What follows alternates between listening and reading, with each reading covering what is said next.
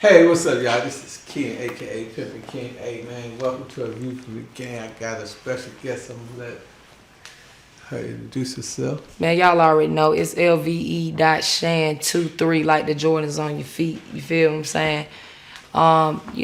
What's up, Pimp Ken? What's going on, man? Well, I'm just gonna let them know. Hey, man, make sure y'all tune in. Go check out the other episodes. They're really dope. Hey, man, make sure y'all meet us at the Ice Bar every Monday, 5456 Fayetteville Road. Make sure y'all tune in to thehiphopfraternity.com. Hit the like and hit subscribe and definitely share the video so we can get this thing spread, like it's supposed to be. Oh, I'm doing good. First of all, say, how you doing? I'm doing fine. I'm blessed and highly favored, man. Yeah, you talk a lot of shit. You talk about shit to the affect this toilet. Now I got you here. Yeah, what's up? That, man. What's up, man? I'm ready for I can back it up, man. Yeah, what's up? We finna pop this Yeah, thing, we finna pop it, man. We finna pop it, man. HHF style. You feel me? For you. Oh yeah, man. I'm so glad you got that jacket on, man. Just let me know that you're a true representative, man. I'm proud to have you a part of the illustrious organization, man. We've been building this thing for 3 years, and just to see, you and Flame and everybody, represent, man. It's just a blessing in disguise. So, first of all, we're gonna talk about, the game.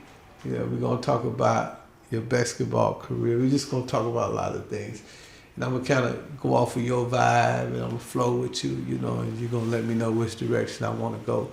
Cause I didn't have no set direction for you, I can't be put in a box, Yeah. We ain't got a box to put you in. Okay, so tell us a little bit about your upbringing. What I mean. I heard you talk about your mama a couple of times. So let us know, about your father, if you know anything about him, your mother, your grandmother, if you got any brothers and sisters, and so on and so forth. Okay, well, first of all, we're going to start with my beautiful queen, the lady of my life. That's what I call her, is my mother. Okay. My mother was a woman, first of all, she was adopted. So my family and my upbringing was a little interesting than most. She was born in Anchorage, Alaska, and we migrated, and she met my father. My biological father is a Hall of Famer. His name is Tony Lee Burst. He played for the Seattle Seahawks. You can look him up. And he just got his award. Shout out to you, Tony Lee Burst, at Middle Tennessee as a Hall of Famer for a fullback.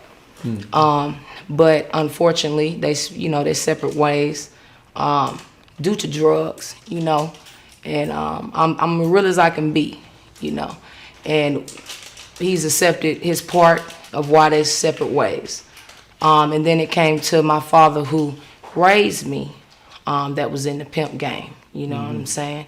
My family connected with Grand Hustle. Shout out to Grand Hustle and PSC. Like my cousin Flame said, our family was not a normal family. You had to have a strong mind frame to even understand the things that was being seen at that time, with being a young age at that time. So yeah, my dad, James, aka Rooster, that's what he called himself. I guess he say he get the hoes at the crack of the morning, I don't know. But his name is aka Rooster, but everybody know him as Count. And he's been in this pimp game for a very long time in here in Atlanta. He's highly respected. And he taught me everything I knew. And at the time, I did not like him. He always told me that he stayed on me and knew my every move because I reminded me of him, So when my brother was born, he was just accepted as my real father. And over time, I respected him because I learned that everything that he taught me was so. And how I learned that is, playing basketball at the age of 7, I respected him for coming to every game. Regardless of what he did, he still was an active father, and I could never take that away from him. You know what I'm saying? He didn't have to. I wasn't his child, but he did. So I respected the man for that. But yeah, so I played basketball since the age of 7. My LBG community lifestyle wasn't accepted back then. It was more. You was LGB at 7? At 7. At 7 So years old. you never been with a man? Never been with a Never had a man. penis in you in your life? Ever in my life, man. I'm the one that's doing the pounding, my dog. Sorry. And that's what fucked them up. I'm going to buy them. What you need? Yeah, what you need? We can go to Tokyo. You know. Oh, back then it was Starship. Wasn't no Tokyo. You know. I'm over there on old necks. But yeah. So that's interesting though. Yeah, because very. usually, you know, I mean, you obviously, you know, you're a nice looking young lady. You know what I'm saying? So I'm pretty sure that boys was attracted to you. Oh yeah, sure. So it's very unusual that you got somebody that, you know, probably just been like that for so long. They usually, you know, have a bad relationship with a guy, or, you know, they find out later on, but you come in the game knowing that that's what you want to do. Right. And I finesse the game to get what I want from both sexes without giving it up. You know what I'm saying? And I thank my mother for that. You did utilize your beauty to, my gift for gab. Yes, sir. If a nigga gonna give it, why not? Yeah, that's if cool. Gonna give it. That's but they ain't gonna get nothing in return. That's one thing I like about you. You being honest. You know? Yeah, of course. You know, you say, I was this, but I still played the game. You know what I'm saying? So that I like that. That's 100. That's real. Yeah. That's what I like about my show. People come here, they keep it 100. Yeah. You know, so you playing basketball at 6. You know what I'm saying? 7. And you know, I know eventually you went to jail. So we're gonna go back. When did you get the appetite to get involved in the streets? How old was you when you got in the streets? Well, I've always been in the streets. I've been bad as hell. I'm talking about like the streets. Yeah, no, I'm telling you, yeah. I've always been in the streets. Okay. My family is catching me running away at older women's houses. See, I was smart, you know. So I like the nice things. My mother, you know, I seen nice things. I was dripped in linen, you know, custom stuff. You got to think my dad was a famous football player. So at the time, this is what I'm accustomed to. You know, my family came from money, but we never forgot where we came from. You get what I'm saying? And if we was struggling, I'm not saying that we didn't struggle. You wouldn't known it. You know what I'm saying? And so, like, as far as the street game go, I started to get a lot of respect because men respected me for whooping their ass on the court. That was number one. Oh, okay. Shout out to my cousin Walt Flame because he would tell you my street ability, they never seen a female ball like that. I balled like niggas. My ups was like niggas. I wasn't an average female ever.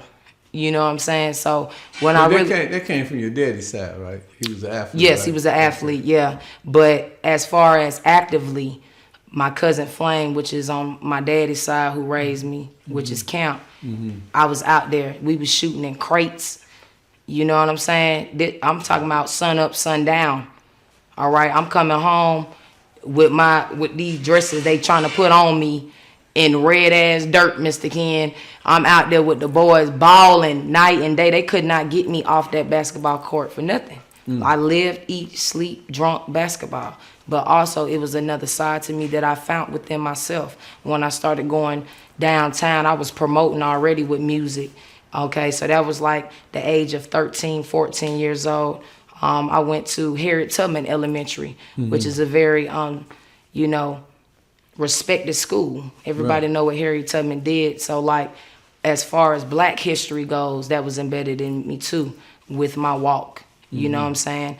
And after I graduated from Harriet Tubman Elementary, you know, I never went to none of my proms.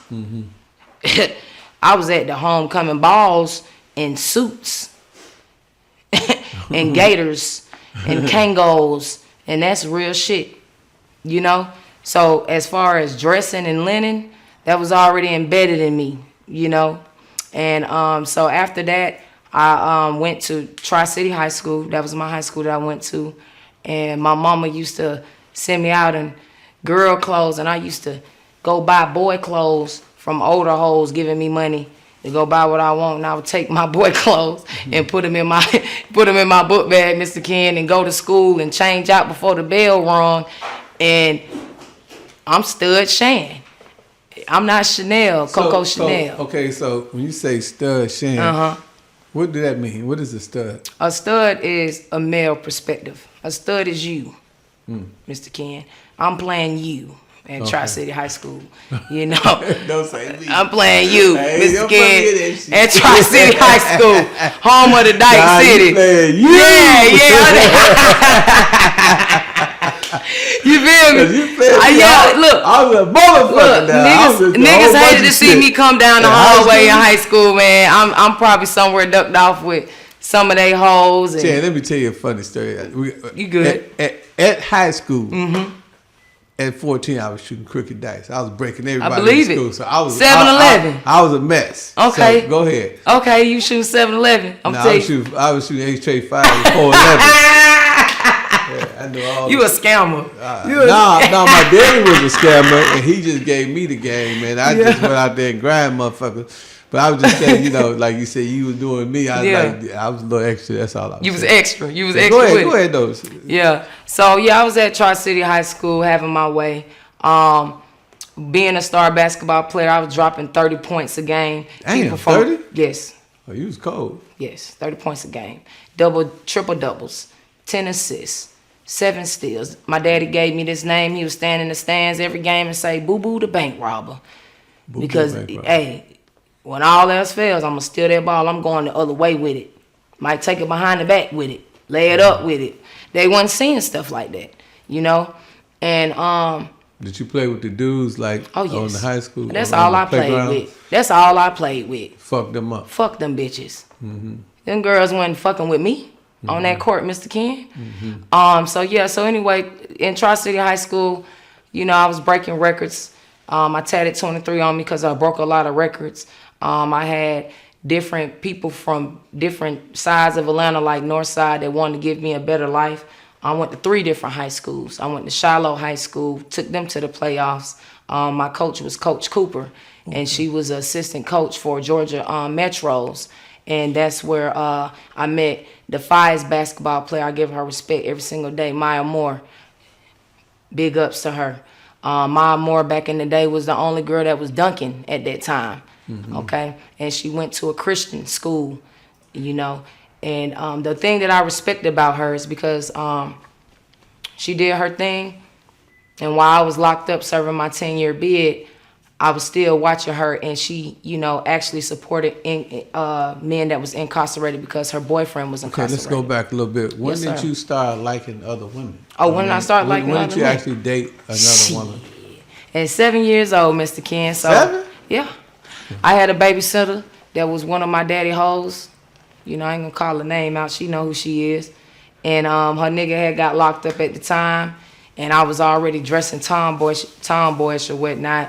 She was moving a lot of work at the time, doing things that she didn't have no business doing, but my family kind of took her in.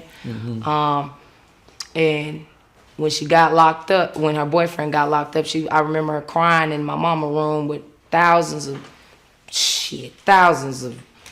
ones, money, rubber band up, dollars. You know, my mom used to dance at some of the biggest clubs back in the day, which was Blue Flame, Strokers, Magic City, Body Tap. Oh, so your mom was in the game too? My mama was in the game too. Okay. Yeah. Even with her graduating, being valedictorian when she moved to Georgia, you could say she got turned out. She was in the game, but she was just a little bit smarter. And like I said, James respected her for that, you know, and he put her on a different caliber than anybody else, you know, and they had a mutual understanding. It was kind of like a Bonnie and Clyde situation, you know, so I kind of looked up to them. You know, he always had the nice cars. He was always dressed in gators and snakeskin and going to Giorgio's back in the day at Greenbrier Mall. And you know what I'm saying? And, you know, it's just crazy because, you know, people look at that type of lifestyle. She had sex with you at 7? Oh, yeah. You know. She molested you? Nah, I wouldn't say molested because I kind of, you know, I knew what the fuck was going on. I liked the shit. What the fuck was going on. I knew what the fuck was going on, Mr. Ken. At 7? At 7. Wow. At 7. You gotta think. You was knee deep in the game. I was trying to tell you. You was born, not sworn. At 7 years old, that's when I discovered that I liked it women head, because that's why I said I'm a different type but you know what, though? Person. Let me tell you something. Go ahead. I'm not refuting your lifestyle, but what I'm saying that if it would have been a man, right, and that would have been your first encounter, everybody that felt good as well, right? It could have possibly, right? We're not saying it didn't happen, but that could have been the scenario. But the fact that you had a sadistic psychotic hoe, you know what I'm saying, me have sex with a 7-year-old kid, that just was the very thing that you encountered first that made you say, okay, this is what I want to be. So it could have been, you could have been possibly on the other side too. You could have been like a straight. I ain't saying that's possible, you know what I'm saying, because you say you played basketball, you was a tomboy. But since that's your first encounter, of course you're going to say you like You know, women. I knew you was going to say some shit like that, Mr. Ken. No, I ain't saying it like that. Let me tell you something. I ain't saying it like that. I'm talking shit. I don't want you to take it personal. You know why? Because listen, that's why it's so crazy, and people and most men respect me, because what I'm about to say to you about to fuck you up. I can't say that because guess what? That's what I liked it. I knew I liked it. It felt good, and guess what? Even after that, I'm not saying that I. No, I know you liked it. Yeah, I'm not. But you're saying that because that happened first, it probably dictates with men, right? No, what I'm saying is that I think, you know, like from the perspective of, you know, chances, right? You know, being 7 years old, I think if you would have waited a little longer, I think you would have did it anyway. But what I'm saying, at that young age of 7 years old, having that experience definitely shaped your life. That's all I'm saying. Oh, most definitely. It probably did shape my life in a way. But like I said, even before that incident, I was different. I still always looked at men. Maybe it's because of what I was seeing at a young age, where I felt like because I didn't like how my mother was getting treated in certain ways, that I can be a better man. But I don't ever deny the fact that that's the reason why I don't like men, because I actually went and tried to have a boyfriend too, and it still wasn't right. It was just like, bruh, you know what I'm saying? And not only that, who the hell want a heavy ass man on top of them all the goddamn time? You know what I'm saying? Y'all niggas is heavy. Yeah. It just wasn't my There's stilo. some skinny niggas too. I don't give a fuck about the skinny niggas. It just wasn't my stilo. Okay, so Chad, you gonna say that anyway? Because no, for real, I'm real as hell. No, I'm real as hell. That's not the reason why I'm gay, Mr. Ken. That's why a lot of people respect me. I ain't saying that's the reason why you gay. But what I'm saying, Chad, when I was 3 years old, my babysitter molested something to you too? A lady. Yeah. Right. And that's the reason why I think I became a pimping motherfucker.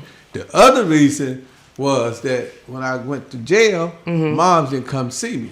So I kind of had a disdain for that shit. So when I come out, you know what I'm saying, I hit the ground running, you know, pimping like a motherfucker. So I had a triple bypass. I had all the sympathy removed out of my heart. So I had no sympathy for no bitch. And I just mashed like an Idaho potato. Right. You know what I'm saying? And I know that had affected my psyche.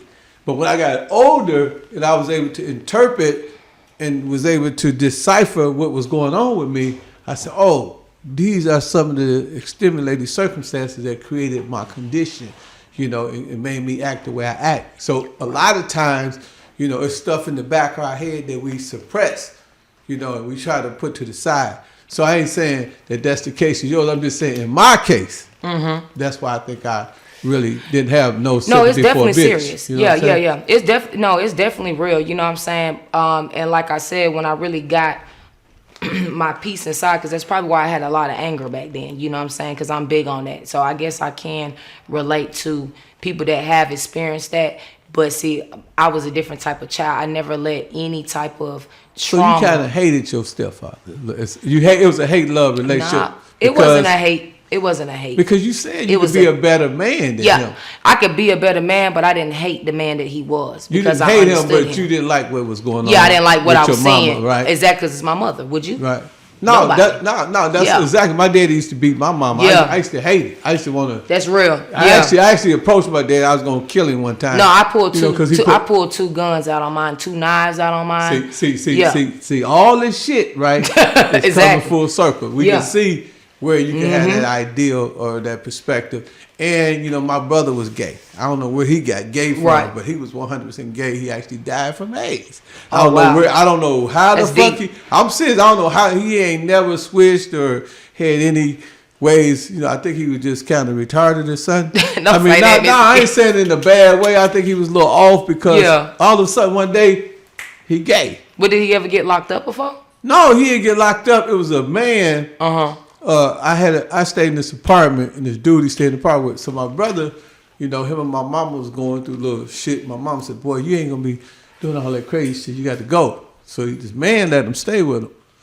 And then right after that, he caught AIDS. And I was like, damn. You know what I'm saying? Because, you know, at that time, AIDS was first just coming around. We was tripping. Right. And next thing you know, next time I see him, which is years later, he actually full-fledged gay. He had a gay dude with him. And I was like, you know, it was crazy. I mean, not that I'm tripping on the gay part. I was just tripping that I don't know where that came from. Where it came from, yeah. So, you know what I'm saying? I mean, you know, it probably be stuff here.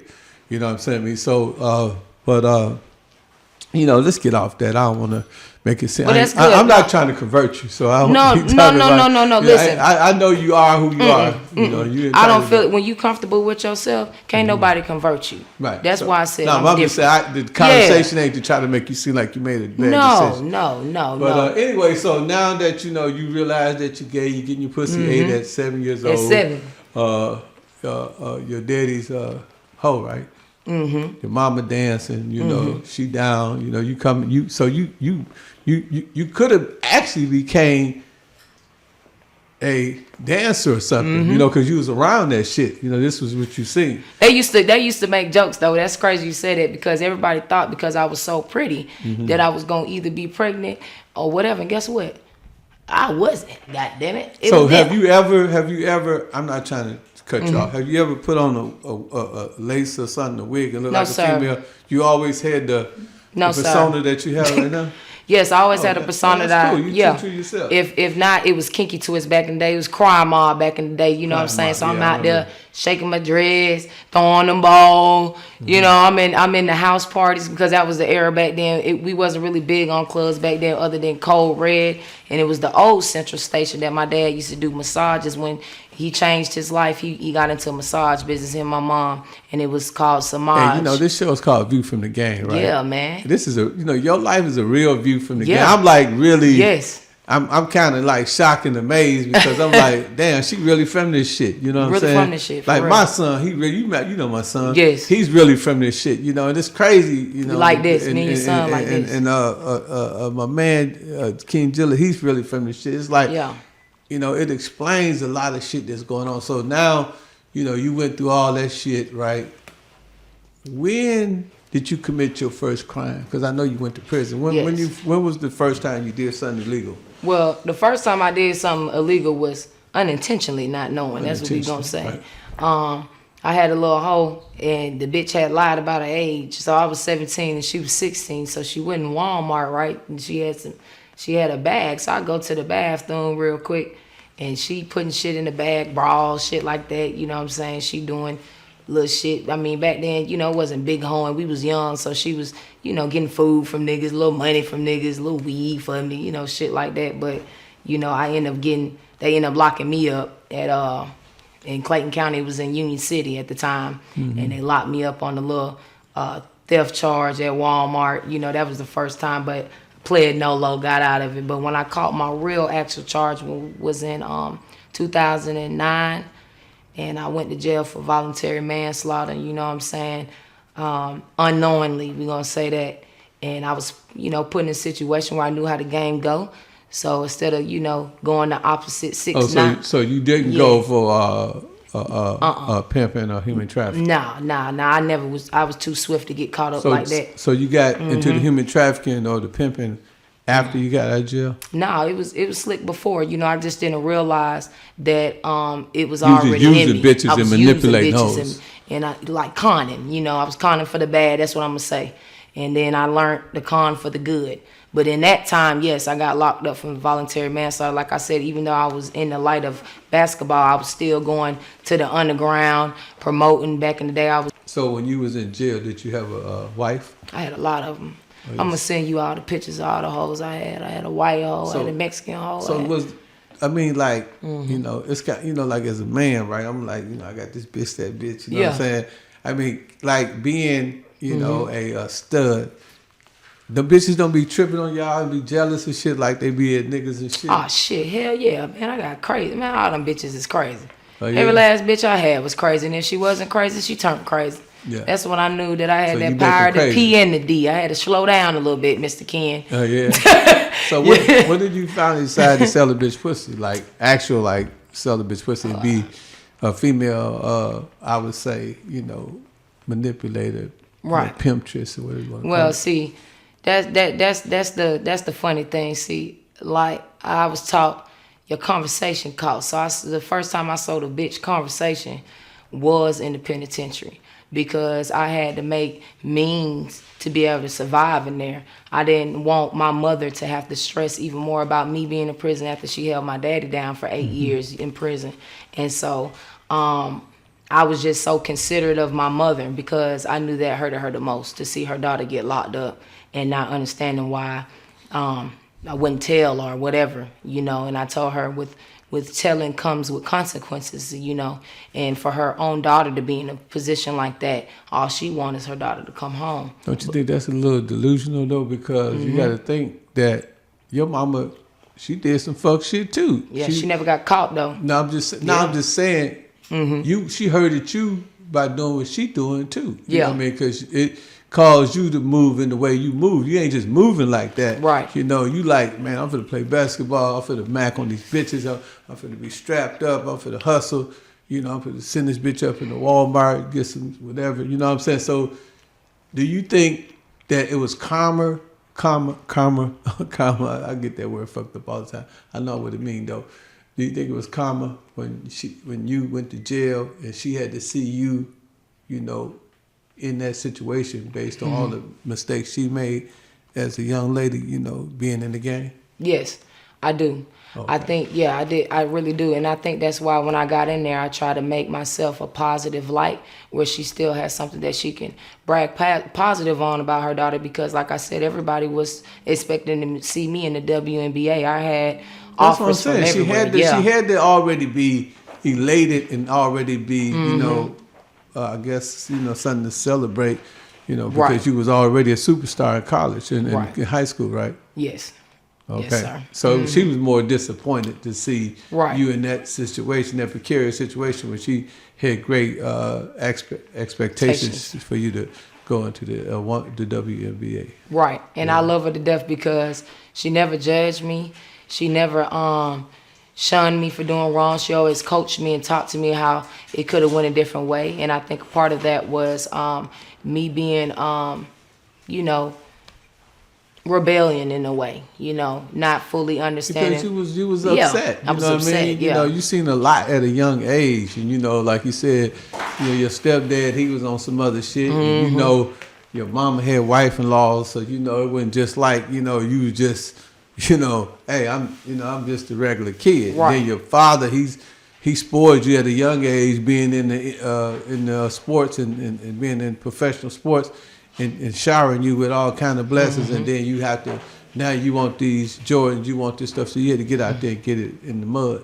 Right. Once we came to Georgia and it was a different lifestyle, yeah, for sure. It was very I wouldn't say humbling situation, but it was more of a survival situation because I never envisioned being broke. So therefore, as me being a go-getter and seeing my mama like that, regardless, before she even met my father, she was always driven like that, whether it was in education, whether it was in beauty or whatever. And she even put me in beauty pageants. I won Miss Seattle, Washington of 1991. So to be always put in the light of positivity and then nobody knowing the true inner me of my childhood, of my upbringing, of what caused me to the street game. So have anybody ever molested you? A male ever touched you inappropriate, you know, when you were younger? They tried. So I think that could that can explain. But that's not the reason why. Because no, I ain't saying that's why you gay. I'm just saying Yeah. that could explain why you went the direction that you went. No, in I life. actually 'Cause, respect. You know, I actually respect men, though. I can't say that, Mr. Ken. I'm No, different. I ain't saying that. I'm saying that I'm just getting to something, right? Because I know that I didn't just become Pimp and Ken. Right. You know, it was a collection of shit that happened to me that made me who I am and make me who I am today. You know, the reason why I want to be successful, Right. even though the bitch that violated me is no Right. longer probably living, because the shit was so long ago, I still have this thing in my mind that this bitch is watching me. Right. This bitch is seeing this success. This bitch seeing me on 50 Cent album. This bitch seeing me in all these movies. This bitch seeing me, you know, signing Boosie and Ice-T, you know, because that was the challenge in my head to whoever the person that was doing this to me, I wanted them to pay, you know. Right. And success was my best revenge. So that's what I'm saying, you know, a lot of things, you know, that we go through, you know, it drives us that way. That's why you might want to go rob a bank. That's why you might want to go sell some dope because you're trying to show, you know, some success. Exactly. And I think I'm the walking testimony of true survival of success through any trials and tribulations. I never let that stop me. It's probably from my upbringing. You know, my biological father family was real spiritual. You know what I'm saying? So I always knew who God was, but I didn't really hear his voice until I got in tune to my growth. You know what I'm saying? And then I'm already freaky by nature. I'm a Scorpio. That's number one. I'm gonna put that out there. I'm freaky as fuck. Okay? So somewhere along the line, something was bound to happen along the line. So like I said, even with the men trying, it still was a respect sense as I got older because I never denied who I was. Can I ask you a dumb question? Come on with the dumb question, Mr. Ken. Yeah. You was sitting over there, you said, I'm going to get my dick sucked, Ken. Miss Dick Coats. What I'm saying, if a woman is sucking on your dick, right? Right. Which I assume is your clique. No, I have dicks. Oh, you talking about a dick? Yeah, dick? I got. Do you need 6, 8, I'm saying, 10, but 12? No, you want a curve? No, I'm saying, do you actually get pleasure, like physically on your body? Hell yeah. My so what I'm saying, high price. So what I'm saying, this is the dumb question I'm asking. Okay. So if somebody's sucking on your vagina, right? Exactly. I mean, what are you thinking about? You thinking about a man? You thinking about a woman? What is the imagination to create? You want to know, don't you? You want to know that shit. You want to know that shit. I was like, I was so glad to interview you. I said, I can talk to somebody. You can ask all the juicy questions. You my nigga. I said, you my nigga. Yes, I would never ask another person this. I know you my won't. nigga. And I'm going to tell you the real. Want to know is like, how does that work? I mean, because I'm thinking stud. I'm like, okay, she got a dick. You know what I'm saying? She doing all the fucking. You know what I'm saying? But I want to know, how does the stud gets their pleasure? Okay. And when they in the midst of the pleasure, because let's get to it. Like it's my type of conversation. If I'm getting some head, somebody sucking my dick, my imagination is there somewhere. You know what you be thinking about? Huh? What you be thinking about when you get thinking about the person, like that's what the fuck I'm thinking about. This fine ass bitch with these eyebrows to the T. Oh, she slayed. Listen. So you have to mentally give yourself a dick, right? I ain't gotta get no mentally shit. I'm just saying. So if she's sucking on your vagina, you thinking like, I got a dick and it's a dick. No. Right? That's I ain't say that. No, I'm just saying. Okay, I'm just trying to get. I don't understand. Let me get into it. Let me get into it. Yeah, I'm gonna let you talk. When she's sucking my dick, she's sucking my dick. She's sucking my strap. Okay. When she giving me head and giving me some top, because I say my pipe busted. When I come on my period, I don't even say I'm on my period. I say my pipe busted. Okay, your pipe. You feel me? So I don't know why most studs don't like head. I think that's a personal thing. They're not comfortable with themselves, because let's be real. If I was a male, I would want head. You feel what I'm saying? Yeah, I'm so comfortable with myself. These bitches get a taste of this, Mr. Ken, and they don't want to leave. They get crazy. Okay. I got the both of both worlds. I'm going to keep it 100, because guess what? I'm not ran through or getting penetrated, so I'm a high commodity on both ends. So can I ask you another question? Yeah. So you always the man? Yes. Yeah. And she's what they call the other person? A film. Well, in the gay community, it'll be a stud in a film, but I don't get caught into the labels, because I am who I am. But I don't do any penetration or fuck males. You get what I'm saying? Right. So I'm just a little different. See, I don't like this. But you got women that ain't studs, right? That's pretty as fuck that don't fuck men. Yeah, you do, but that's cap. That's cap. Yeah, that's cap. Mm-hmm. That's cap. I don't give a fuck what a bitch say. Well, did you watch Pimps Up, Hoes Down? Yes. You know the girl that was Lex, who's the pimp, female pimp. You know the girl that she had. That was my girl, Alizé. So she was 100% gay. Right. I flipped her. You flipped her. I flipped her and turned her out. But guess what? If you can flip a hoe, she was never what she was supposed to be. Well, anyway. what I'm saying is that's what I was trying. Yeah. That's my point exactly. She's like, when I first got at her, she was at a strip club, and I'm popping at her. He said, "I'm gay. I don't like men. I don't like men." Right. So I see her again in Indiana, and she gave me that look. You know, as a pimp, I know that look. Right. I said, "Got this bitch." Right. So I beamed on her, and boom. The next day, we go into her room. Bitch got a bag of ones and shit. So she chose up, gave me the money, and she stayed down with me for like 2 years. And, she was with everything. You know what I'm saying? And it fucked my understanding up because when I first met her, she was like really not fucking with niggas. But then I got to know her. I really found out what was going on. Now, the reason why she left was not because I was not a good pimp or not a good dude for her.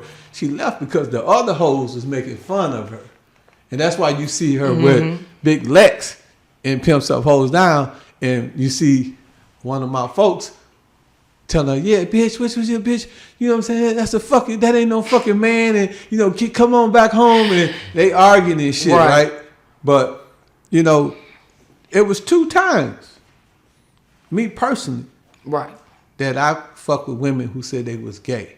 Did they dress feminine? No, they was feminine. Okay. You know what I'm saying? Because I ain't gonna they be lying. That's what I'm saying. They be capping. Yeah. They be capping if they females. But I'm just saying all this to, because I really just want the people out there to just probably, they ain't gonna ask the question. I mean, I'm crazy. I'm gonna ask some dumb ass questions. I love it. You know what I'm saying? I love it. But I like the transparency, and I like the fact that you said that most studs ain't gonna say that they get top. But you saying you do get top. Yeah, from bitches though. And you said from bitches. And you said, "Oh, I got this fine ass bitch in front of me." So that's what you thinking at the time. Yes. And so that helped a lot of us men out here that was curious, like, how does that work? Oh, okay. You know what I'm saying? Because I just don't know how this shit work. You know what I'm saying? Now, I'm cool with a lot of dykes. You know what I'm saying? Because, I'm pimping Ken. So I know sisters, that go that way, but they cool. They like niggas. They real cool. Like me and you cool. You know what I'm saying? So I don't have no problem with it. You know what I'm saying? So, but I just had to ask that question. So now, I guess I got education. Huh? You got another one. Another one? Yeah. Another one what? Another question. Another question that you always wanted to ask a stud. Ask me. Okay. Ask me. Please do. Shit. Man, I got so many goddamn questions. But, the main thing is that I want to ask you, right? Okay. Is that if I put you and your wife on the island, right? Do y'all expect to procreate yourselves or replicate yourselves? Or do y'all die and y'all extinct? Man, you put me and a bitch on an island, Mr. Ken. You might not. I'm talking about y'all can't never go nowhere. Just you and the bitch. Ain't no way to produce no kids. Ain't no semen. Ain't no, nothing none of that. Do you think y'all can carry on? Hell yeah. How when y'all ain't got no kids? If it's just y'all two. Man, it's just us two. We vibing, man. Let me tell you something. I ain't got so no y'all kids gonna right die now. together, right? Listen, I ain't got no kids right now. I love kids to death. Listen, I love kids to death, but now I'm not saying that I don't want any kids. I'm just saying I don't. Did you hear what I said though? Yeah, I heard you. You didn't understand the gravity of my conversation. I understand the gravity. You and your wife with no kids is on the island and by ourselves with no kids, with no dick. What do you think? With no what sperm. do you think the outcome gonna be? The outcome gonna be we gonna be happy as fuck. We gonna fuck all day. I'm gonna walk around that bitch naked as hell on that beach. Okay, I'm gonna do some freaky shit. We might hit some scissoring. You know what I'm saying? Do I got toys on the island? Shit, yeah, y'all can make some. You better have some creativity. Pop, pop, pop. You know what I'm saying? Do I got some toys on that bitch? Shit, do I got an iPhone on that bitch? Shit, I'm making a movie, man. What? But realistic, that's another question. It's not to you specifically. When I'm thinking about, a male, female situation, I'm just saying, how do y'all procreate? How do y'all expect to reproduce yourselves over a period of time? Well, we wouldn't unless we, So it had to be the straight people who produce the children Right. who Unless you got that cash, you know, you pay 10 bands, get the egg inseminator, boom, I got a child. You see what I'm saying? No cheating. Oh, okay. Well, you say that. What I'm saying. You say that. I'm coming with the bands now. I can pay for a child. No, I said none of that. So you do know, right? Yeah.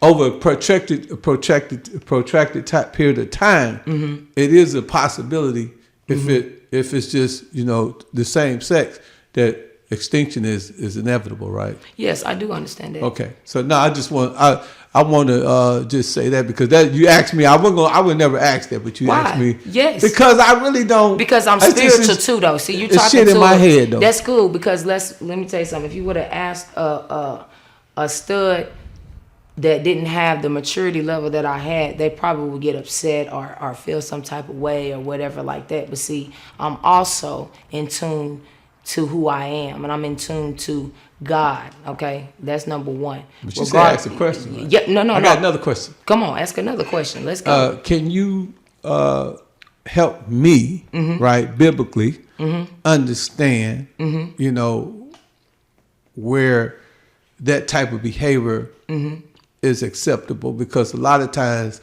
they talk about get you a wife or get you a husband. Right. Wife, obey your husbands. Husbands, you know, be this to your wife, you know. So I'm saying, you know, we got this movement, same-sex movement, and a lot of people getting married and they are the same sex. So I'm just saying, biblically, you always say spiritual, right? Right. Biblically, can you show me where that's acceptable? I'm just saying, you know, because you told me to ask the question. Yeah, I got one more question. Then I'm gonna leave that alone. I'm gonna hit you.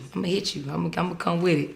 I know you got something. Yeah, I got it. So as far as spiritually concerned, I would never. I'm just to anybody out there. I would never tell a child to experience my lifestyle. You understand what I'm saying? Because this lifestyle isn't something that I would just broadcast of saying, oh yeah, come do this to any child or something like, you know, or anything like that. You know, I want to get that straight. But as for me, this is who I am. You won't tell the child, but if you seen a pretty bitch that's a straight bitch, yes, you will get after her. Because guess what? Because that's me and this is my walk. Okay. I'm just saying, you would just not encourage a child. I wouldn't encourage a child. But if you could flip a bitch that ain't never been in a relationship with a woman, you will flip her, right? Oh yes, sir. If she choose me, yes, sir. But I ain't never been with no thirsty ass nigga. You know, I've really. No, niggas ain't even in this conversation. No. I'm saying I've never been a thirsty person, period, to have anything in life. You know, I'm very patient. Okay, now here's the other question, right? And be honest. Don't lie. I ain't gonna lie. Don't lie. Have you ever seen a nigga say that nigga fine as a motherfucker? I'm not blind to men being attractive, but as far as just wanting them in a way as sexual, no. Like I would say, I used to have a crush on Lil Bow Wow back on the day. So when you said something about 112, my mama actually took me to the video shoot when they shot that Welcome to Atlanta, what we don't play. I was there. And we bought, I didn't see you. And I had on a lime green Braves jersey and some Timbs and them. I used to be a fan of Alicia Keys, so I used to have my braids always on point with the beads on there and everything, you know.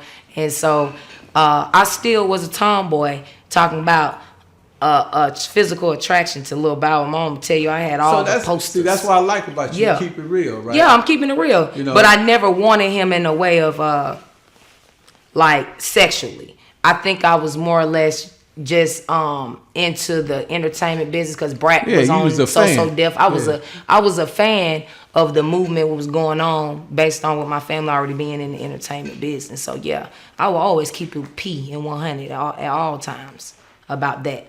So I'll never say I'll be blind to a man being handsome or well groomed or put together, because I always look at any male figure to be that way, because that's what I seen in my life and in my childhood. Every man was groomed to the T, you know. So yeah, I'll give nigga props where props is due. Don't mean I want that nigga. You feel me? I'm on to the bitches. Yeah. I'm just being real. So we got that out the way. Yeah. I wouldn't have went that deep, but you asked me to ask you more questions. Yeah, I want you to. But I want to ask no more questions. You sure? You good? Yeah, I'm good for now. All right. If I think it's something else, I'll come up, because as I look at you, shit be popping out. Right. So what I'm saying is, so when did you first start pimping like your daddy. You know, where you can say, oh, okay, this my hoe. She get money. I'm putting this bitch in the strip club. This bitch got to break bread. You know, when that shit happened? That shit happened at I was at Banneker High School or whatnot, and we had just won the playoffs or whatever, and I had this little hoe. You know, I ain't gonna put a name out there. You feel me? I'm gonna keep it P. No, you ain't gotta say You that. see what I'm saying? But I had this little hoe, and she was like older than me. She was actually supposed to graduate before time, but she didn't or whatnot. So she was there for like half a school year or whatnot, and she had a car and shit, you know. So she was choosing on me, and you know, I bit back with her, you know, and then she really kind of introduced me into the shit like I choose you, like I strip. But I come to school. She was just on a different level. She always had heels on, you know what I'm saying? And I brought her back to my house because I stayed like 10 minutes from Banneker High School. And it was over there at my auntie Tiny house. And my dad had a Benz in the garage, 350. I think it was a CL class, something like that. Real nice with 22s on it. And I didn't want to take her to my room because my dad was in his room downstairs. It was like a lower part of my auntie house. Right. So I went to the car, told the bitch, hey man, you want to go watch Get Rich or Die Trying? And so we went to the back seat, and man, I got caught, man. My dad came out there, man, and he was like, first of all, he opened the garage. Now mind you, the bitch still sucking me up, and I'm looking at him through his car like this. I'm like, fuck, I done came flex, act like this my car. You know what I'm saying? I got this bitch back here. I'm watching Get Rich, Die Trying. Fucking this hoe. My daddy opened up the door. He just looked at me, smiled, and just walked out. And now I want to say that was the first time I was introduced to really pimping my first hoe. She was working at the strip club. She was working at Blue Flame, and she was getting money, bringing the money to me. Have you ever took a bitch from a nigga? Oh, yeah. I took her from a nigga. Oh, yeah? Yeah, I took my first bitch from a nigga. Did you ever serve a nigga? Did you ever call niggas, hey, man, I got your bitch, man? Man, of course, man. Oh, yeah. Or, you know, they'll call me, and I'd be like, hey, man, don't take that up with me, man. Take that up with your hoe. Yeah. You know, keep it P. You know, we don't beef about hoes. That's what I was taught. We don't beef. We flip hoes together. We don't beef about hoes. You know what I'm saying? And I really never try to tell any bitch really how my family was, because I wanted to see if a bitch was gonna choose me just because of me, not because of who my family was or what I had. But it really kicked off with, like I said, me being so popular with basketball and so many girls. Like I was having my way. You know, I wasn't really trying to settle down with nobody. So when you get a nigga for a bitch, right, and you call them and say, hey man, I got the bitch, do they be like really upset because it's you? Hell yeah. Hell yeah. That gotta be fucked up. Hell yeah. A stud, it fucks them up. They be ready There's about a lot of studs be taking niggas' hoes. Yeah. Well, I'm telling you, we like certified pussy eaters, man. Yeah. You know, we know how to do it the best. I'm just keeping it real. You can't go on YouTubes and learn? Man, nah, man. Can't go on YouTubes and learn, man. I'm a woman. I know what a woman like. I know what I like. You can look at porn. I know what I like. And nigga can you better go on Twitter. You better go on Twitter. To the left, Mr. to the King. right. Open that motherfucker up. So ain't no way to learn. You just got it. Yeah. So y'all got advantage. You got it. Yeah, I got advantage. Yeah, I know where the G spot's at. I got one. Yeah, you know, you coming from that, so you know. So that's how them bitches be beating us out. Yeah, we you know be what I'm saying? They know all the G spots. And plus, we don't go soft, Mr. Kim. My dick, I'm up all night. Yeah. I ain't going soft. I'm stroking all night while you getting yourself together. I'm still going. You don't need no Viagra or nothing. I ain't need no Viagra. My shit plastic. I'm up. Let's keep it real. I'm up all night. All night, Mr. Kim. So I always ask pimps. I say, nigga, do you think that it's your wood that's holding the bitch? Yeah, man, I got some good wood. You know, my bitch, you know what I'm saying? Blah, blah, blah. And I always say this. I say, nigga, I don't think there's a dick big enough to, be the all for a bitch, because the baby come through the pussy. And I said that the pussy is a bad mamma jamma. Exactly. Babies come to that motherfucker. It can spread, to 8 inches, to 8 pounds. 15 inches. Bigger than that sometimes. So bigger than that. So what I'm saying is like, and go back to the stud. So when you getting your dicks, right? You ready for this shit? Come on, Mr. Kid. Do they be like really big, or is it different sizes your bitches want? So men always envision that, that studs have advantage and go buy these enormous, dicks. Let's be realistic. That right there is painful. to a woman. You know what I'm saying? You talking about 12 inches and 10, it's painful. I got bitches that can't even handle 10. Average for a bitch really taking some shit 8. Some women 6. Skinny bitches got the deepest pussy. You feel what I'm saying? Yeah. The thick bitches really ain't that deep. Right. You feel me?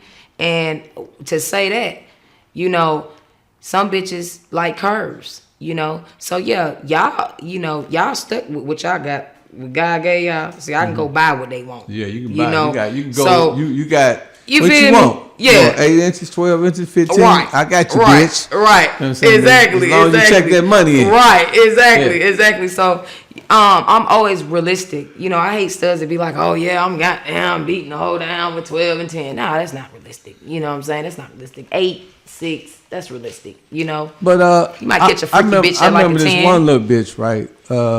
She had got in my pimping for a minute. Then she went to fuck with this this stud, I guess that you want to call her, right? Some people say dyke bitch. I'm gonna say stud. Right. I think that's probably the proper terminology. Not really. You can say dyke bitch.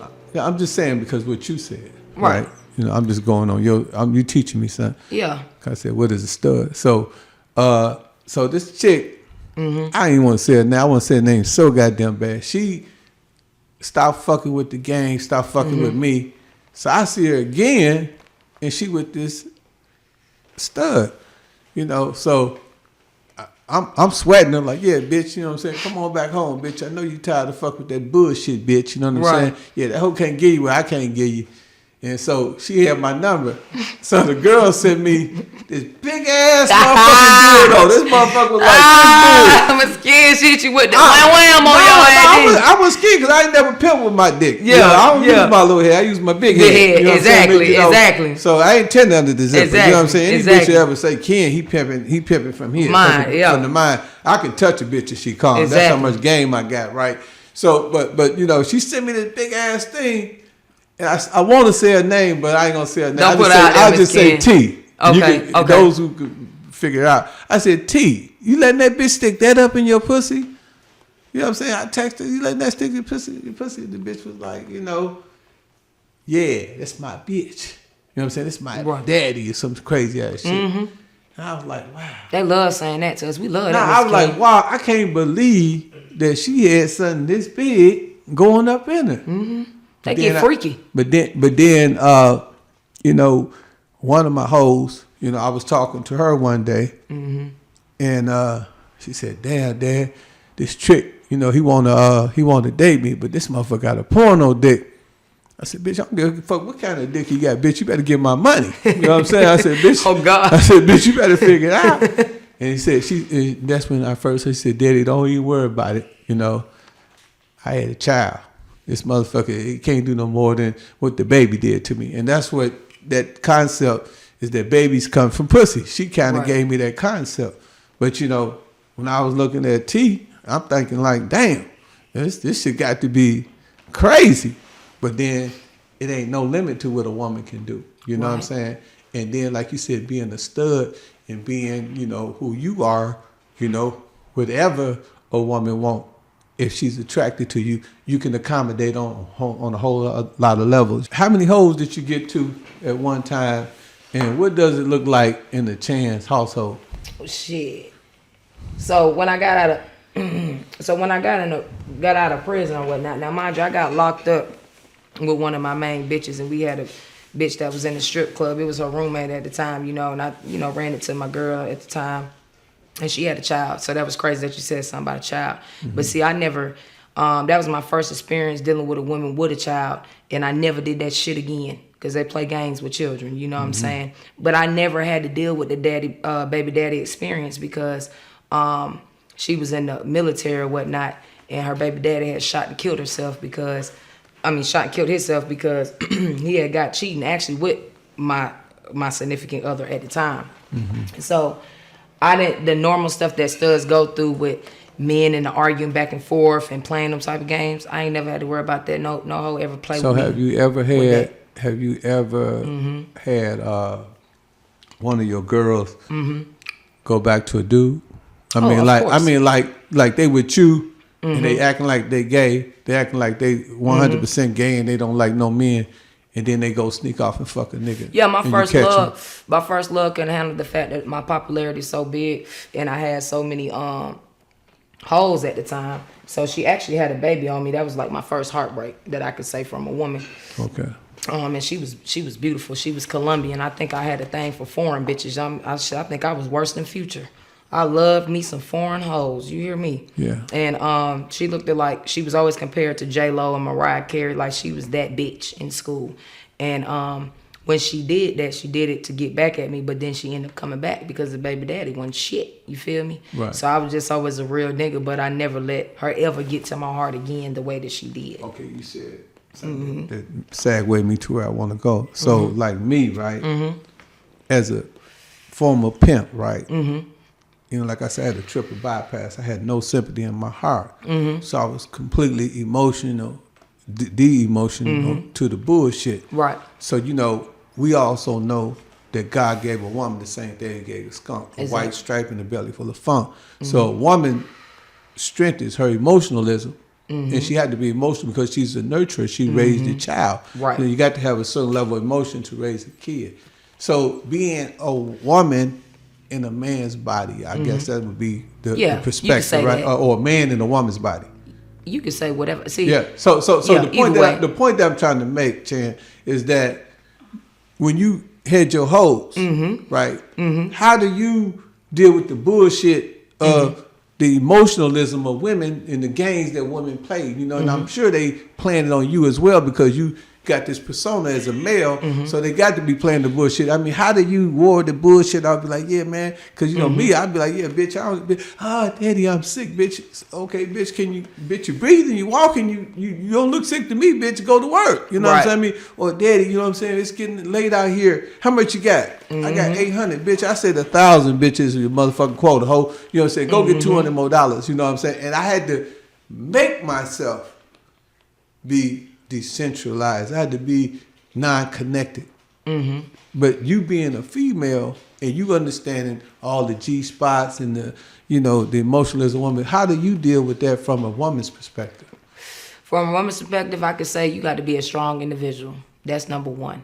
Number two, females, us as females are emotional creatures as is. That's what I'm saying, yeah. It took me a while to even get my emotions intact, and what caused that was my first heartbreak to really know, hey man, I ain't never given a hoe my heart. I experienced it. I'm not gonna go through it anymore. This is how I'm gonna handle this shit. So do you think giving your woman to a heart, does it have any comparison to giving a man to your heart? And you think, are you as brokenhearted from a woman as some women are as brokenhearted from a man? I'm not brokenhearted from neither because I speak in it. You said your heart was broken when she had a baby. Yeah, at that so time. I'm just saying, because I was young. Do you think the feeling is the same though? Do you think? Oh hell do you think like, this bitch broke my heart. She had a baby on me. Hell so yeah. if a woman have a baby on me, it's gonna break my heart too. But it's gonna be a different broken heart. You know what I'm saying? It's the same. It's the same. So? Yeah. It's the same because I think women because listen, intense, because see, women is more emotional. So me saying, damn, thinking that, and then you got to think going to the opposite sex. You feel what I'm saying? That's like a big no.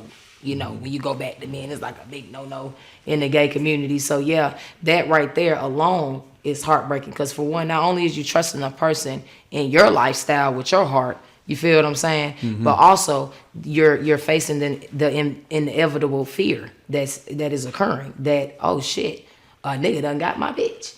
You feel what I'm saying? Because that's how y'all feel on the other side. You feel cheated because the bitch lied. Yeah, lied on like, all bitch, I levels. thought you didn't fuck with me. And I'm big on niggas. loyalty. Yeah. Big on loyalty. Like I said before. But in the pimp game, which you were a part of, I know you're not a part of it no more. Right. You know, in the pimp game, you have to, if you got a bitch out there dancing and hustling and selling pussy, you have to understand and look at it a little bit different. Understand that this bitch belongs to the community. Like you said, we're flipping this hoe. You know, we swapping this bitch. Exactly. You know what I'm saying? You got to look at it different as opposed to if you had a partner, right? Right. So it can't be the same perspective, right? From your perspective. Like, this bitch here, she's a bust down. I'm getting money out this bitch. You know what I'm saying? I'm just flipping this hoe. I know this bitch can go to the other side because she already taking dicks and fucking and shit. You know but see, it's levels to the shit. You know what I'm saying? It's levels to the shit with me.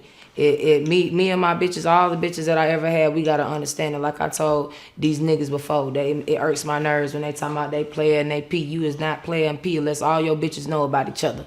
That's one thing I didn't do. I didn't lie. Either they was gonna hop on the train or they was gonna get off this motherfucker. You feel me? They knew that the goal was to listen to the game that I'm giving them to be able to elevate. And like you said, I really didn't have to pimp they pussy. I pimped they mind. I gave they mind to be able to learn how to talk to get what they want, because that's what my mother was known for doing.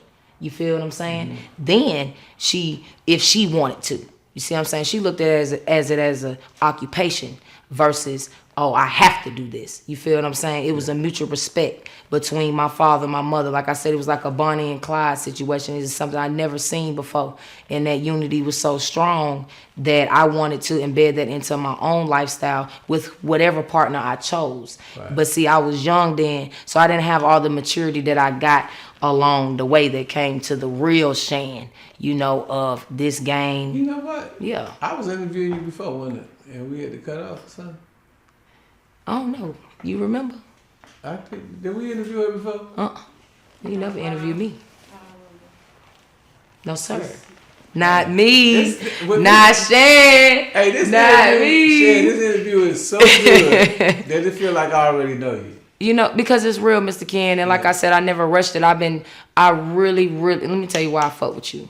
When I was coming, I was brought by Skip. My shout out to him. He in the building, 5-star promotions, and he was linked with HHF. So I came and I recorded, and I was just peeping out the vibe because he told me about it at Ice Bar on Mondays. Y'all make sure y'all tap into that. And I'm coming up there and I'm recording, and I was like, man, this shit remind me of home. This feel right. This feel like where I'm supposed to be. You know what I'm saying? Because here it is. Yeah, y'all might have had them type of lifestyles, but the biggest thing that sold me was that which I was doing positive in the youth, and y'all was putting into entertainment, and y'all was giving us black people, of color, an opportunity to be able to do something positive. You know what I'm saying? It's nothing like being in the game and sitting up there and keep going on with a repeative cycle. You got to change the cycle. That's why I said I'm different. I'm 33 years old. When I got locked up, I was 19. Okay, I only been home 3.5 years, and I done did all this within 3.5 years, Mr. Ken. That's big. Yeah. I got an artist right now that has a future with Euro Gotti that was signed to A&E, which is Fujiano and them. Yeah, I know. Euro Gotti, he did my birthday. Yeah. I got a label that's Backstreet label. We got Backstreet Cola Line, Backstreet Lawn Service. You know what I'm saying? 5-star promotions. 5-star promotions in the building. We got all this positive stuff going on, and we invest our own money because I never liked to come out as a handout. You feel what I'm saying? So we invested $6,000, pay for our own stuff.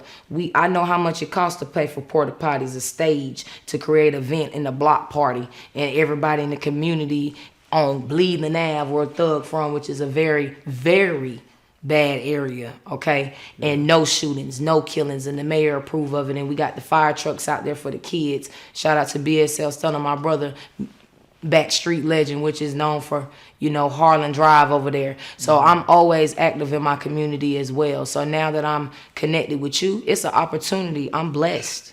I'm glad it's that timing. Chan, when you think about life, right? Life, adversity gets you to your destiny, right? Yes, sir. So what you go through, you grow through. Everything we done been through in the course of our life leads us to where we're going now. Right. Most of the people I talk to that's successful, they always tell me about their failures and how they overcame. And I think that's important. You should learn from the things that you went through. Right. And no matter what path you take, you know what I'm saying? You're gonna get to your destiny. For sure. If you pursue it, and if you got ambition, and you have a strong mind.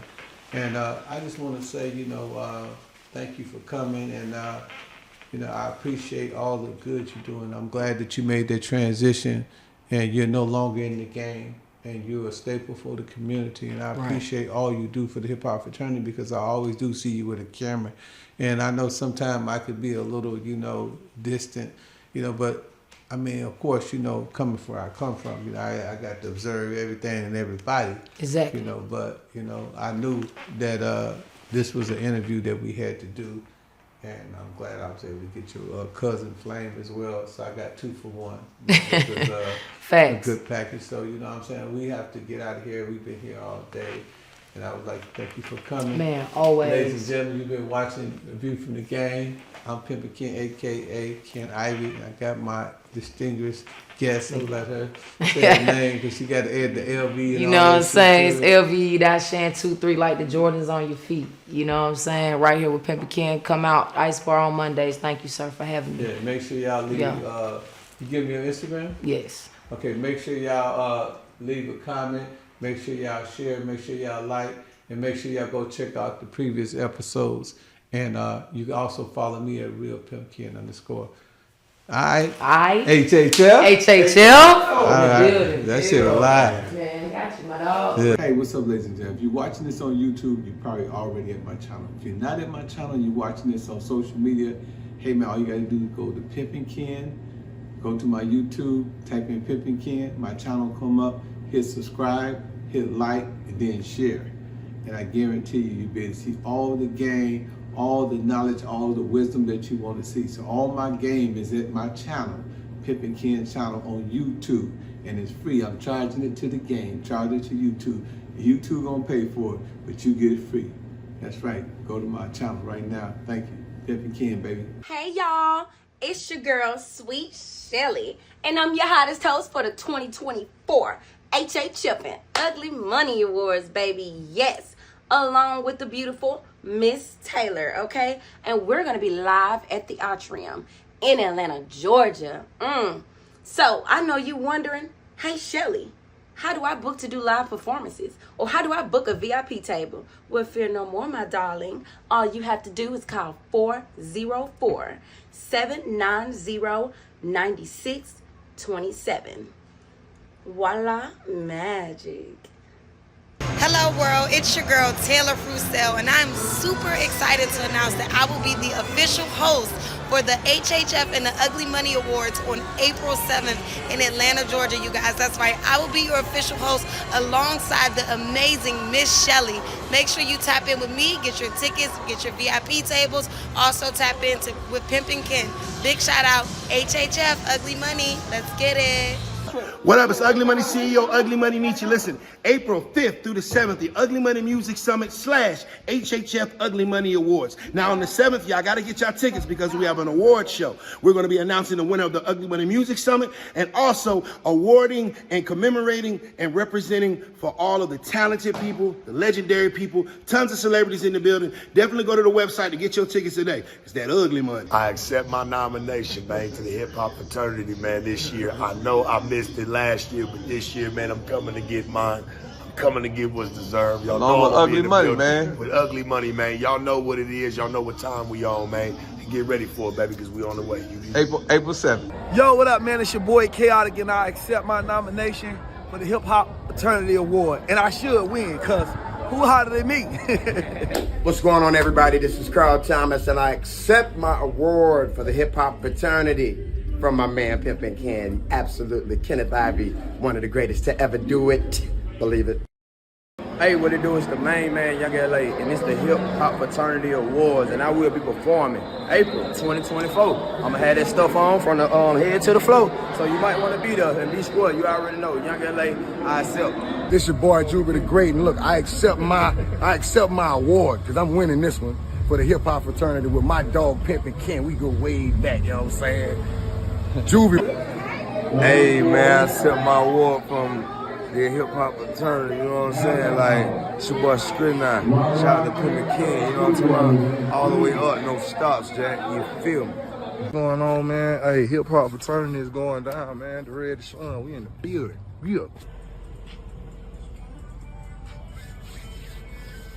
Hey, what's happening? It's your boy, the Red Sun, and I formally accept my nomination for the Hip Hop Fraternity Award. Yeah, this your boy Breadwinner Kane. I will be performing at the Hip Hop Fraternity Awards 2024. Salute to my bro, Pimp Ken. Yeah. See, Pimp Ken was in here earlier, and he put the pimp spirit in the air. Give me some gangster shit. Just go get the book when it come out. I'm out of best book in the country, best-selling book in the country, period. This book right here, Pimp Ken laid it on me. My God. cross the tracks, man. Now let's talk about this book. And Ken is the homie. He a legend. He a legend. I fuck with Ken Steve-O. They came to me with, you know, Simon Schuster. Boss me and you the shot caller. You write a book about somebody, it's about what they've been through. I saw my first nigga get killed. I think I was 9. I was at school, nigga was trying to bring me 17 pounds. And I got cancer. And my auntie Keisha died, Jean died. Everybody was dying from it. Me and that Webby never hung out together. That's what this book, the world don't know. You know what I mean? Webby just made music together. As the peoples in their heyday, they moved to Baton Rouge. Matter of fact, I broke them on the Dick Girl car. And I saw how big they was. All these niggas riding around in big trucks. Show was like 1,200. I got a pocket full of money. I went and got a player, dog. I went and got fresh every day. I was thugging, man. Every week I was in some shit. Fights, shootouts, beef. Hey, how you doing? This is James C.B. Gray, President and National Spokesperson for the Hip Hop Fraternity. Thank you for watching the trailer of the making of an autobiography of a celebrity featuring Little Boosie. This is your boy Pimp and Ken, man. I want y'all to go get my new book, The 48 Flaws of the Game, Pepology, man. This is the book that everybody is reading. They love it in the prisons. It's selling all over the world. Everything that your father, your uncle didn't teach you, this book will. This will give you a whole lot of game in it for men and women. And if you want to be a winner, go get my other book, The Art of Human Chess. It's a bestseller. Both of my books are bestsellers. And if you want to get the book, just go to thehiphopfraternity.com. Go to the link books and hit the book. If that don't work for you, go to Amazon.com. If that don't work, go to audiobook.com. Type in my name, Pimp and Ken. I guarantee you that the book will pop up. And just order the book. We got the audio book, we got the hardcover, we got the paperback. Anything you need, just go to any one of those platforms, Barnes & Noble, Books A Million, and get the book.